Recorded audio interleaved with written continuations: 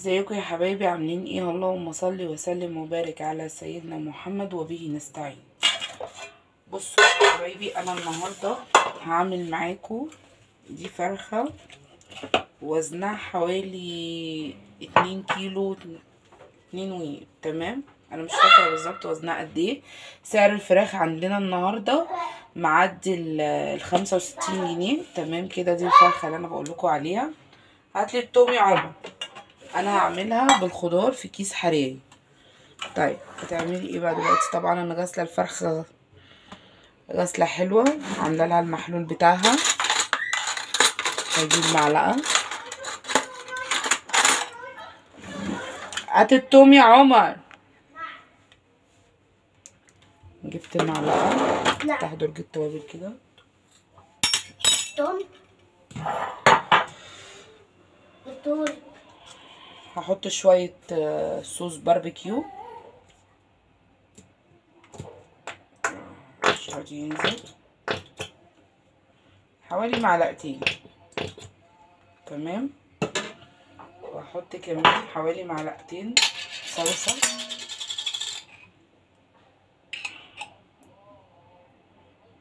تمام. انا بحبها محرقه شويه بس مش هحرق قوي عشان اولادي، فهحط شويه فلفل احمر. تمام كده. التوابل بتاعتي بقى بهارات لحمه او بهارات فراخ. هحط كمان نص معلقه ثوم.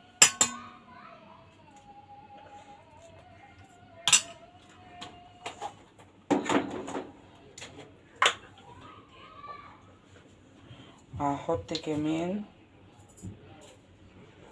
معلقتين ملح. معلقتين ملح وفلفل اسود قلنا. توم باودر.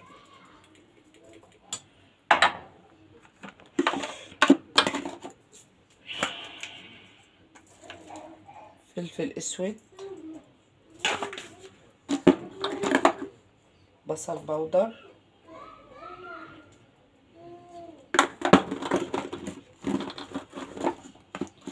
عايزة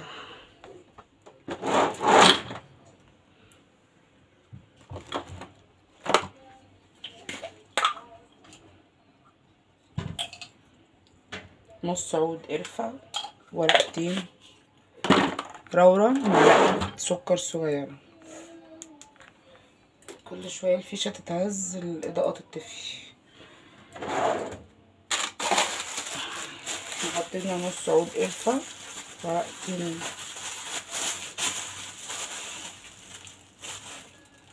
روره،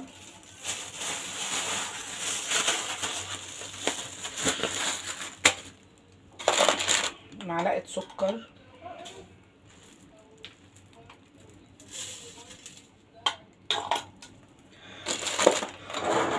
فص ميجي. تعالى هاتلي مرقة دجاج يا عمر. هقلب بقى ده الحاجات دي في بعضها كده زي ما انتوا شايفين. تعالى هاتلي مرقة دجاج. تمام.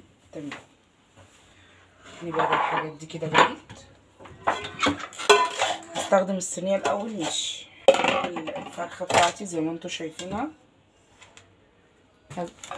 واجيب السكينة وابتدي انغز الفرخة كده. شايفين عمر جاب لي مرقة الدجاجة اهي.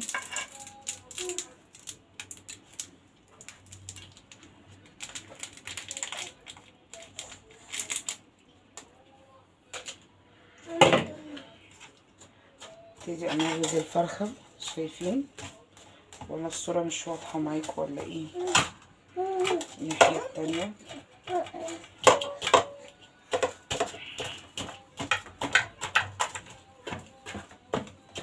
بنزل السكينة للآخر زي ما انتوا شايفينها عشان خاطر الحرارة تخش ايه جوه خالص. تمام كده.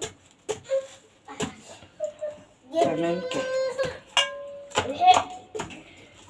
برضو التنغيز مش اللي هو ترغدلي الفرخه، لا بصوا الفرخه زي ما هي ازاي، انا مش مهدراها ولا اي حاجه. تمام تمام. هجيب الطبق اللي هي كانت فيه عشان مش يعني والكميه اللي انا عملتها.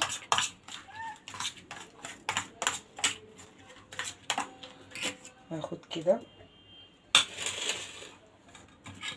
احنا مش بتوع معالق، وابتدي ادهن الفرخه. اللهم بارك.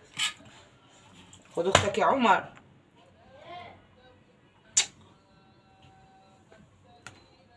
لا خد اختك. ادهن الفرخه كده. يب شيلوا، خش بقى الاوضه جوه.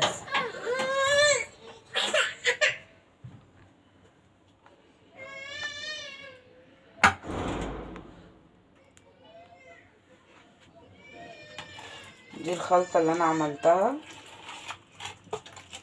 هدهن بيها الفرخه كده. بناخد حوالي نص الخلطه، قلبها تحت الجلد، متخليش حته، شايفين؟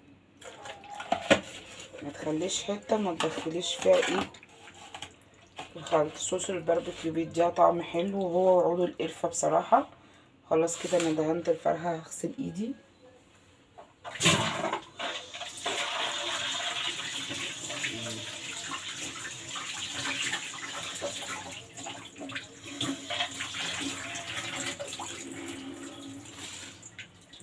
معايا بقى الخضار بتاعي زي ما انتوا شايفينه، جزر وبطاطس وبصل، هصفيهم من الميه انا غسلاه. تمام كده. هقطعه،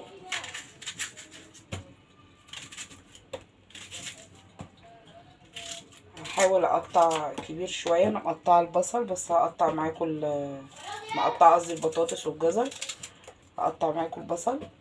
فبقطعه شرايح مش صغيره ولا كبيره قوي عشان ما تتهريش مني، وفي نفس الوقت شايفين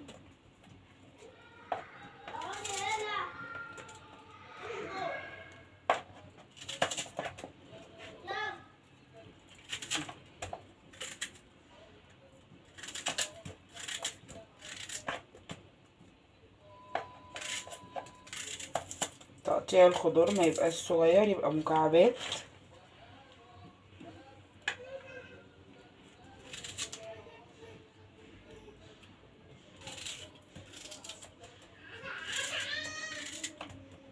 تمارا بنتي مش مريحة خالص. معايا كمان طماطمتين نفس التقطيع مش صغير.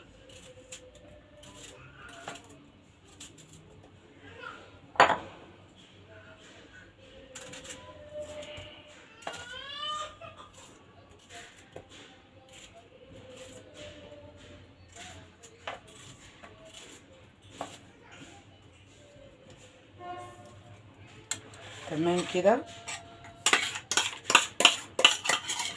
ده بقيت الخلطة بتاعتي.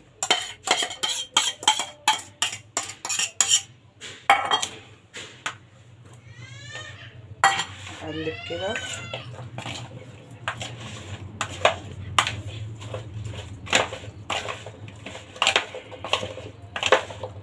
شايفين الخضار؟ انا بحب الجزر، محدش، انا بحب الجزر، بس المشكله ان انا ما لقيتش عندي غير جزرايه واحده.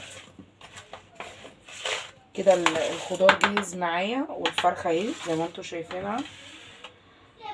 دي الكبد والقوانص مش هحطها عشان ما تتهريش. معايا كمان قرن فلفل اهو. طيب امسح ايدي. ده الكيس الحراري بتاعي اللي انا هستخدمه. اطلع بس الرباط عشان ايدي هتبقى متوسخه. ده الكيس اهو، عارفين هيكفي ولا لا، بس هحاول. احط شويه خضار.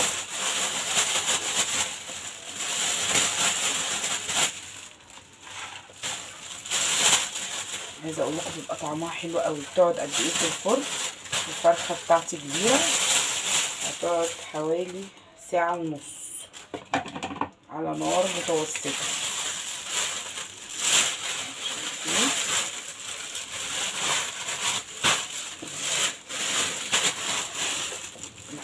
كيس كف اهو، بسم الله ما شاء الله، اللهم بارك.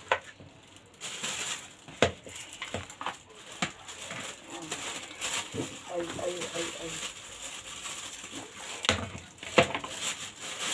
هو الكيس طويل بس بوزه ضيق زي ما انتوا شايفينه كده.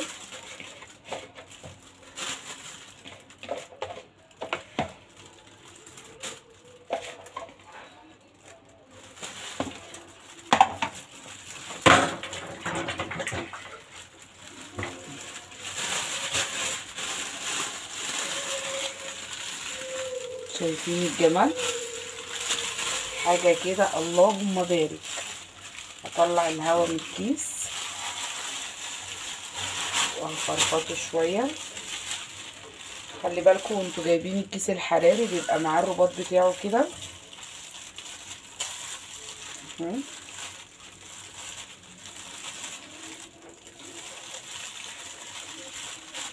طيب احنا قلنا خلاص كده تبلناها.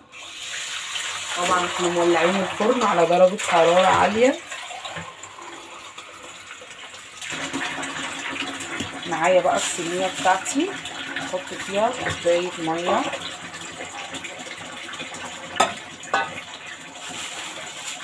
شايفين الجمال؟ شايفين حاجة كده تحفة، جربوها ومش هتندموا.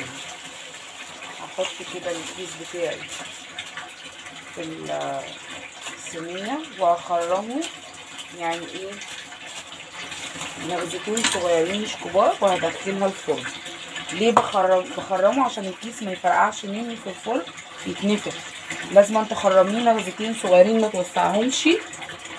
اللي انا عملتهم كده. دلوقتي انا مشغله الفرن على درجه حراره عاليه، هدخلها يعني هديها حوالي ايه 10 دقايق ربع ساعه على درجه حراره عاليه، وبعد كده هدي عليها نار متوسطه. بتقعد قد ايه؟ ساعه، ساعه ونص، على حسب حجم الفرخه بتاعتك. تمام، هتطلع واوريها لكم. خلاص كده يا حبايبي، انا عملت معاكم الفرخه، دخلتها في الكيس الحراري في الفرن زي ما شفناها. طيب هتعملي ايه تاني يا ام انس؟ هعمل خبيزه. انا قرطفت الخبيزه اهو وغسلتها، وقرطفت حزمه سلق ونص حزمه كزبره وحزمتين خبيزه هخرطهم. وكمان وانا بخرطها بحب اخرط معاهم قرن فلفل اهو حطاه. هخرطهم بقى بالمخرطه عادي، ولا بهند ولا بكبه ولا باي حاجه. وبعد ما اخرطها بقى هبتدي اعملها معاكم على البوتاجاز. هعمل خبيزه وهعمل رز وهعمل مكرونه والفرخه. ده غدانا النهارده. يلا بقى نشوف هنعمل الخبزه نخرطها، وبعد ما نخرطها ايه هرجع لكم تاني. ازيكم يا فنزاتي؟ عاملين ايه؟ وحشتوني. انا كمان عايزه اشكر كل الناس اللي بتعمل لي اشتراك جديد في القناه، والناس اللي بتشجعني، والناس اللي بتكتب لي تعليقات.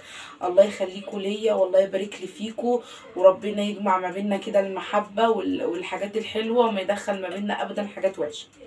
خلاص يا حبايبي، انا هخرط الخبيزه وارجع لكم. يلا بينا.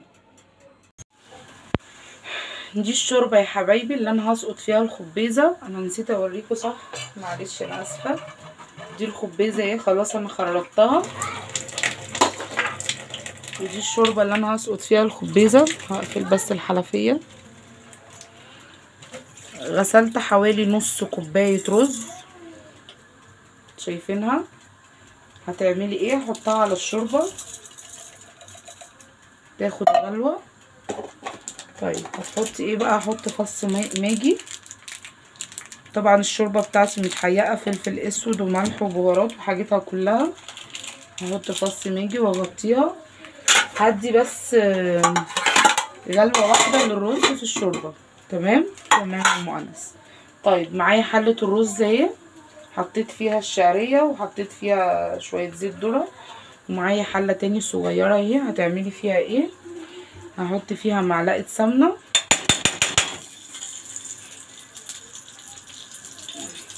وهحط فيها شويه زيت ذره. الزيت غلي قوي قوي قوي قوي، احنا ما كناش متخيلين ان احنا نوصل لحاجه زي كده. مش عارفه الدنيا بصراحه هتودينا لفين. الحمد لله. طيب الحله الصغيره اللي انا حطيت فيها معلقه سمنه بلدي وشويه زيت ذره. على فكره انا برضو بعمل الرز بشويه بمعلقه سمنه بلدي وشويه زيت ذره برضو. دي مكرونه بشوربه انا بحبها قوي. انا هعمل نص كيس.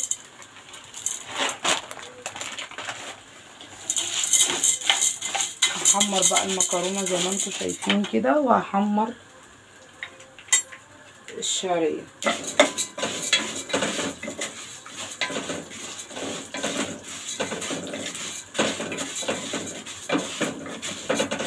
هحمر المكرونه والشعريه واخد غلوه للرز وارجع لكم. انا حطيت الرز، معلش كانت الشعريه هتتحرق مني وغمقت شويه اهي زي ما انتم شايفين. هحط كمان معلقه ونص رز صغير ملح صغيرين. المكرونه خلاص اهي برضو قربت تتحمر. هشوح الرز.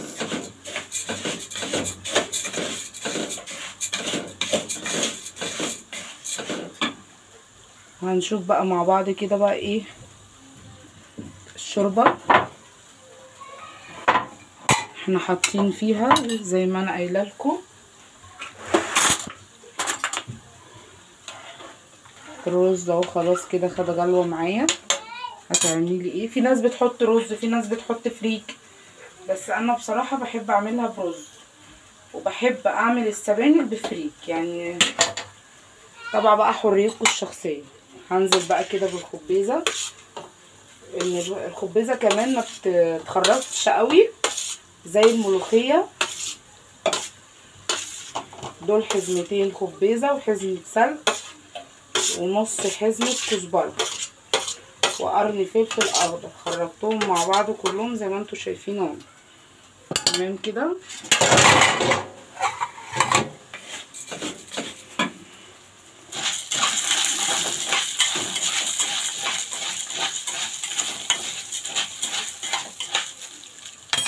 هنزل بقى كده على الرز شويه ميه سخنين.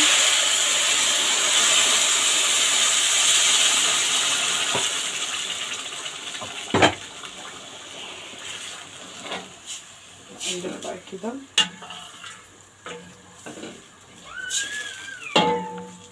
خلاص بقى كده انا هغطي الرز. ومعايا كمان المكرونه اهي. انزل عليها بشويه ميه.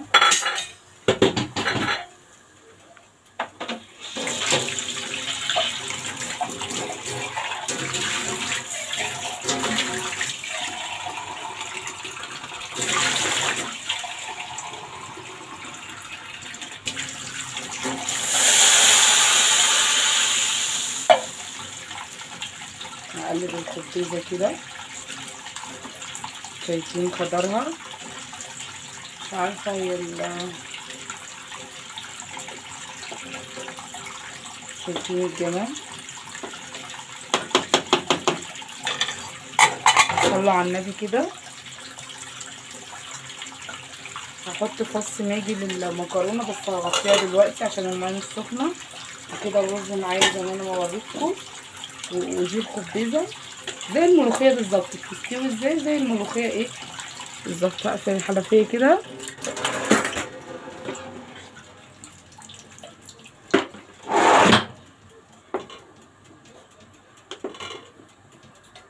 شايفين خلاص الخبيزه هتغلي ايه. انا انا هنقل الرز كده.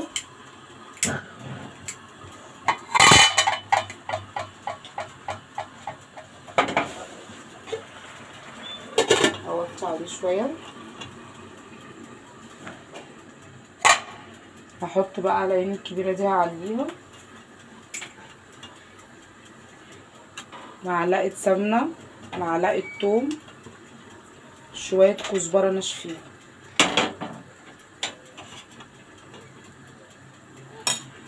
طيب هنشوف المكرونه لسه ايه. هغطيها واسيبها. اول ما تتحمر معايا، دي الطشه بتاعت الخبيزه، كزبره، توم، معلقه سمنه. اول ما تتحمر معايا وانا باجي ادلقها هوريها لكم. خلاص كده الخبيزه مغطي عليها، الثوم خلاص اهو.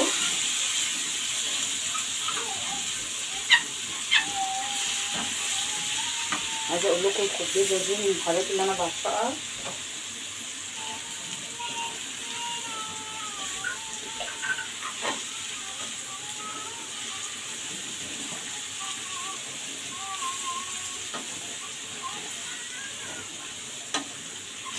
اقلبها كده لغايه ما تتحمر.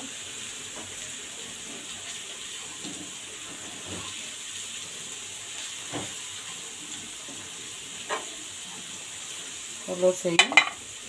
متحاولوش تغمقوا الثوم عشان ما يمررش الاكل معاكم، ولا هو ولا البصل.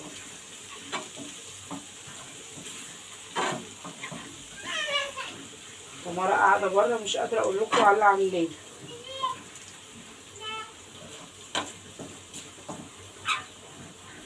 شايفين؟ خلاص كده. شايفين التومه؟ انا على فكره باصه اشوفها معاكم. شايفين الجمال؟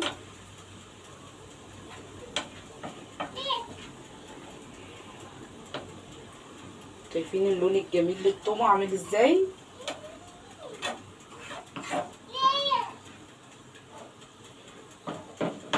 خلاص كده.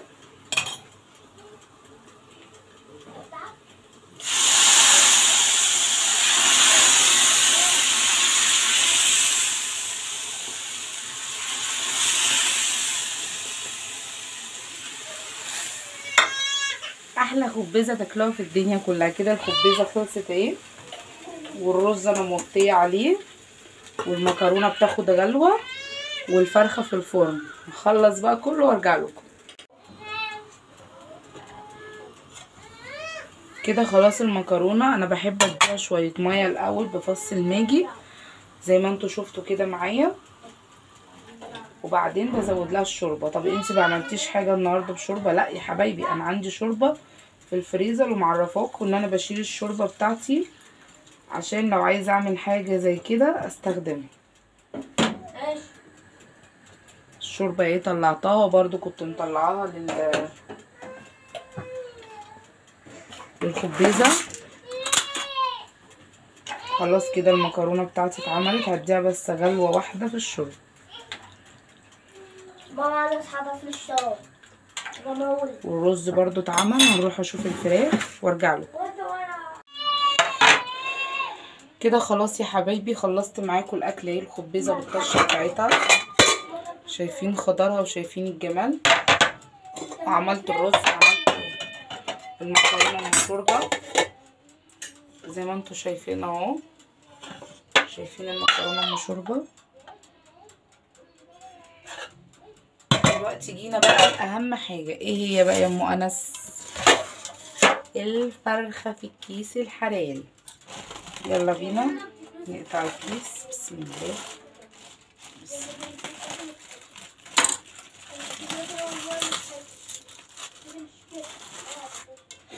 شايفين الجمال؟ شايفين الفرخه متحمره ازاي من جوه والخضار؟ بصوا الخضار، بصوا البطاطس، شايفين السوا؟ اي سخنه قوي. شايفين؟ انا عايزه اوريكم لون الفرخه. اللي جوه ده لون الفرخه مش الكيس. الكيس اهو، ده لون الفرخة التحميرة دي.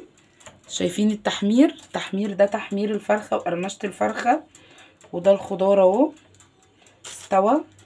عايزة اقول لكم حاجة كده تحفة، عايزة كمان بصوا السوا انا حطاها نية. شايفين التحمير من بره، بصوا العظم ولا دم ولا اي حاجة.